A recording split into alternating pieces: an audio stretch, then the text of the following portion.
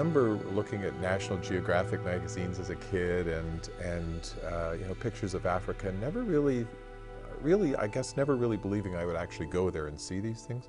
I had a group of students in a small clinic in a place called Mbita, Kenya. It's up on Lake Victoria. It's in a very poor area called Nyanza province. They've got a very high HIV prevalence there.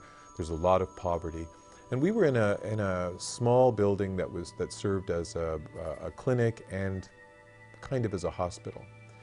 And the doctor that was showing us around, a nice guy named Tom Mboya, who's subsequently, I still keep in touch with this man, he took us into the various parts of the clinic and said it was only a year previously that they'd gotten electricity and they didn't have running water. But they get water out of Lake Victoria, which is polluted. So here they are with patients in the hospital and they don't have access to clean water.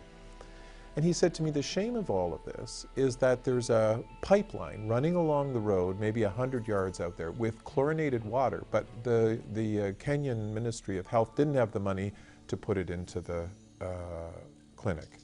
And I said, well, gee, how much would that cost? And he said, oh, it would cost around $85,000. And I thought, $85,000, that's a lot of money. And then I realized he was talking Kenyan shillings, and that translated to about $950. And I thought, for $950, here are these people without water, and doctors having to work without being able to wash their hands or give clean water, bathe someone who's sweating with a fever with clean water. And I was with some students, and we said, we'll figure this out. We'll get you this water somehow. So I came home and I hit up some of my friends and my family, and some of the students had their family do that. And we ended up with about $1,500. And when I went back the next year, they were so delighted, and the doctor, in fact, went over and he said, look at this. And I mean, stuff we take for granted. He turned on the tap and said, look, we have water in all these rooms. And he said to me, I can wash my hands now after I examine patients. And I thought, you know, here was something that wasn't that much money for us that made a huge difference. They subsequently told me that because that infrastructure had been improved, the Kenyan Ministry of Health had upgraded the facility to a higher level, and when I went back the year after, they were actually accredited to start distributing antiretroviral medicines because of this upgrade. And they insisted this was because the infrastructure was built up. CanAssist is a charitable trust that we formed last year.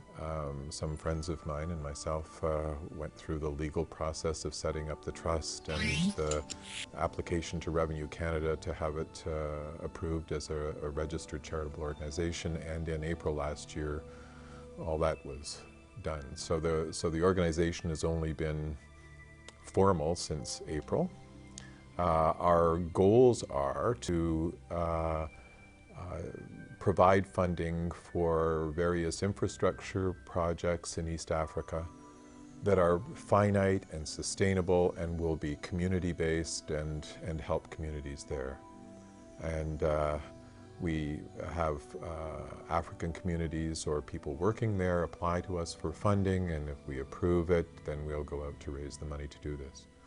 Some of the things that we're working with are, for example, putting a well in a community, or helping build a school, or getting fresh water to a clinic or a hospital. And all of the projects that we've taken on are under $10,000 and finite and sustainable. And we've got both Canadian volunteers who travel in East Africa that can check to make sure this is being done, and we have friends over there that follow it up as well. You know, you're always running into situations there that are touching and that involve you personally. And I was traveling with these students, and the students came rushing back to me and said, Dr. John, you've got to come and do something. There's a little girl down here, she's got a problem. It dragged me back to the village, and here was a little girl sitting on the road with a great big sore on her leg, an open sore, and it was kind of weepy and like a scabby, but it was wet, and there were flies all over, and the flies were going all over this, and she was trying to brush them off.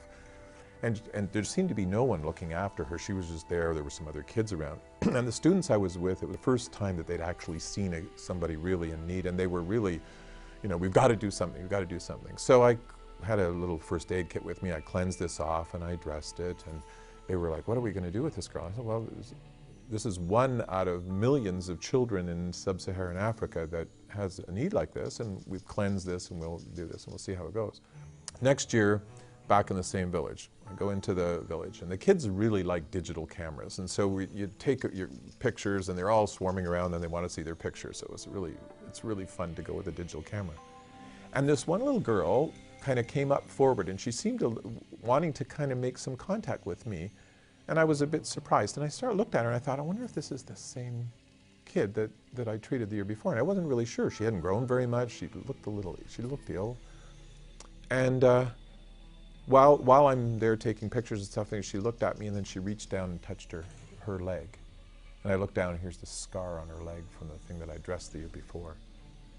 And so I took her, and we sat down on the edge of a hill, and her little brother came and sat on the other side of me, and we just sat there. I mean, I don't know their language. We couldn't correspond. She sort of rubbed the hair on my arm because African men have really smooth skin, so she was petting my arm really and looking at my watch, and we sat there for about a half an hour, and then it was time for us to go.